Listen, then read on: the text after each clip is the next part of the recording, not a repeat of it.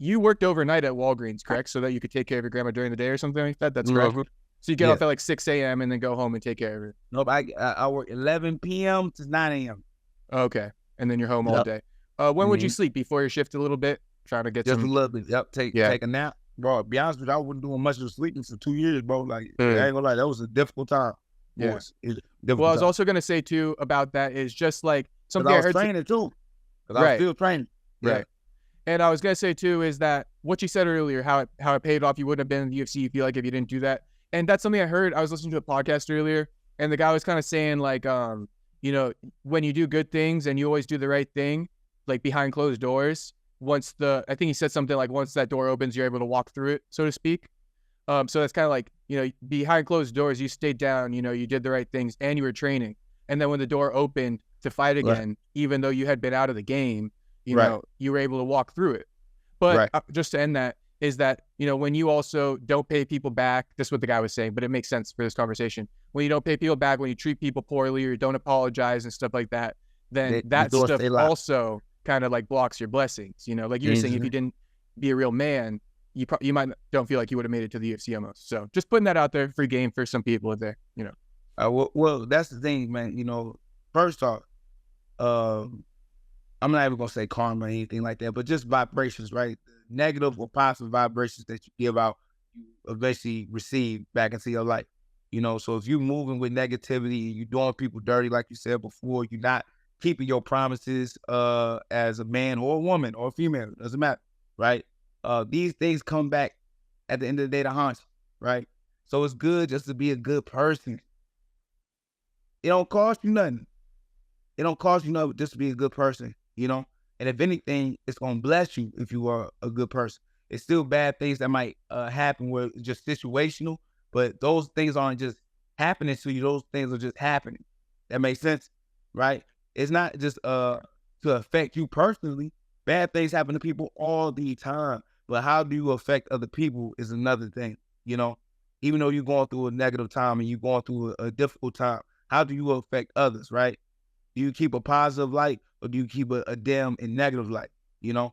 So my biggest thing is like I said, me taking care of my grandmother, I had no problems with that because yet again, who would have took care of me?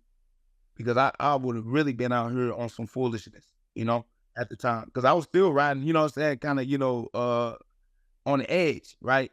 But for me, my granny was my light, you know, to always be on the other side instead of being in darkness all the time, you know what I mean, and doing the wrong things. So I feel like just naturally when you do the right things and when you stay true to yourself, right, the universe will reward you with certain stuff. And I feel like everything happened at the right time, fam. You can't force these things, right?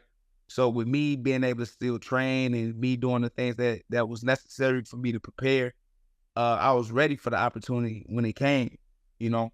A lot of people don't be ready for the opportunity when it comes because they doing other stuff and they not staying obedient in the preparation and staying, you know, staying towards their craft, right? And keep developing their craft or keep developing, you know, their mindset or whatever that might be. And then they crash out, right?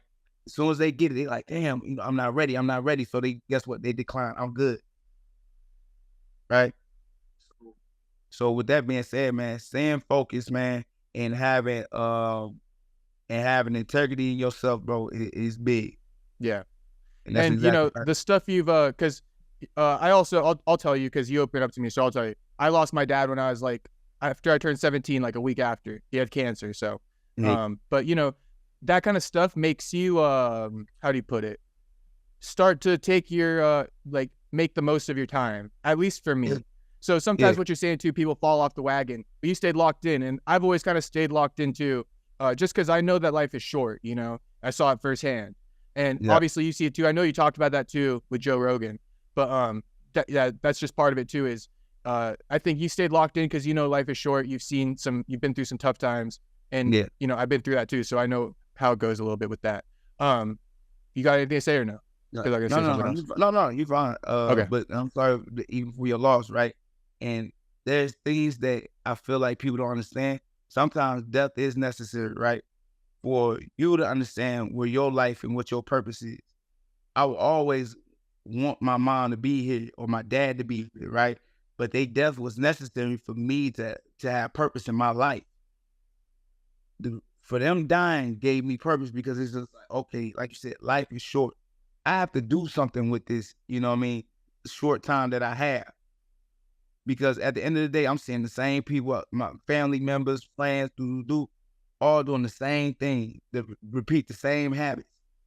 What can I do that's different, man, where I can leave an impact on this planet, leave my footprint? So that only has happened because I lost my parents at an early age. But if I still had them around, I probably wouldn't have been a fighter. The God honest truth. The only reason why I fought so much is because I did lose my mom. So I dealt with anger issues and all those other things, right? Didn't know how to deal with my emotions and everything of that nature. So my life would have been completely different if I still had my mom and my dad around, probably, you know. But with that being said, it's just, you know, people look at death as a negative thing. Unfortunately, it's just something that happens. We all gonna die. Regardless if it's, you know what I'm saying, early in life or later in life, we all gonna see that same ending chapter. So, you know, I wish people look more positively at death than negative. People give it too much of a negative light. Yeah, it's hard, you know, because people rarely deal with it, you know. Mm-hmm. But maybe you learned how to deal with it a little bit better too, because what you're saying makes sense. But you had to go through it twice. You know, you were young, so yeah, that's a good perspective, you know, for people out there. If they haven't gone through it, you know, try to look at it in more of a positive way. Put too much thought into it and fear it. It's gonna happen. Live your life. You so concerned about death, like death ain't concerned with you until it's time to meet you, right? So my biggest thing is find what you love to do, find your purpose in life and what you willing to leave behind, because that's all that matters, right? That's literally all that matters. You said too that you want your name to live on forever because of what you went through. That's something that kind of stood out to you. As you want to make a name. Yeah. Because at the end of the day, wouldn't nobody know my mom's name or my dad's name, right? Besides the one closest to them. But that's the thing. They say you die twice. First time is when you take your last breath, and the second time is when they say your name for the last time. And that's a lot of people. That's a lot of, I'm talking about over, you know, just the course of history, right? There's only a small amount of people that name will be remembered. And I think that's what my biggest fear was, being forgotten. So that's why I worked so hard. Yeah. And if people want more context, just go watch that Joe Rogan interview, because that was a really good podcast where you opened up and told a lot of that. That's where I get a lot of my information as far as like where I was able to tell your story, because I like wrote down like, you know, all the stuff about it and stuff like that in the order too. And then I looked it up too. I was looking at some stuff. Like I know you were a little sad after your mom passed, and you don't have to get into it. I just putting it out there for people. But you were a little sad after your mom passed away. And then your grandma was like, hey, you got to go out there. You got to put yourself out there. And then that caused you to find a passion in MMA and talk to people because you didn't want to talk. You were like quiet and stuff like that. Right. Well, that was more like middle school. Right. So I didn't get into MMA until high school. But regardless though, you wrestled, right? Is that why you got into wrestling? Because you thought you needed to join a program? In high school. Okay. Yeah. But it gave me something to do. Yeah, that was my first sport. Literally my first sport to do. And I liked it because I was able to get that anger and that aggression out in a positive way. Yeah, they just said, but I was, man, hand-eye coordination was terrible. Dropping the ball. But yeah, wrestling was the best avenue for me at the time. It was free, right? It was as soon as school was over with, you know, went straight into the wrestling room and put in work. But yeah, my grandmother is the one that told me just be yourself, open up, and just like I said, just live your life, boy. You know, again, yeah, it's unfortunate that your mom is gone, but you still live, right? Because like I said, bro, because for me, I was always around my mom. I was a shadow of my mom. My dad wasn't around, right? He was locked up for a little bit, you know, and then he got out, but he was still doing his own thing. He was young at the time too, so you know, he just living his life at the time. But my mom is the one that raised me up all the way. So when she went to work with her, you know. When she went out, I went out with her, you know. And, you know, it would be times where she'd drop me off with a couple of people, you know, just to babysit me and shit like that. But other than that, I was with my mom at all times. So when she just literally just died, and I felt like, you know, it was just out of nowhere. I didn't know how to handle it because I didn't know what was going on. Like, like I'm seeing my mom in the coffin, like, she coming back, though. Didn't know how to, because that was the first funeral I was at. and that was my mom.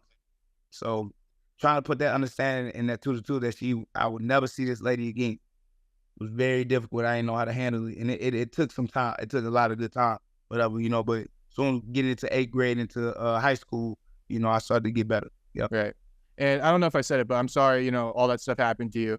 But I'm glad that you also made Necessary. the most of all of it as well. Yeah.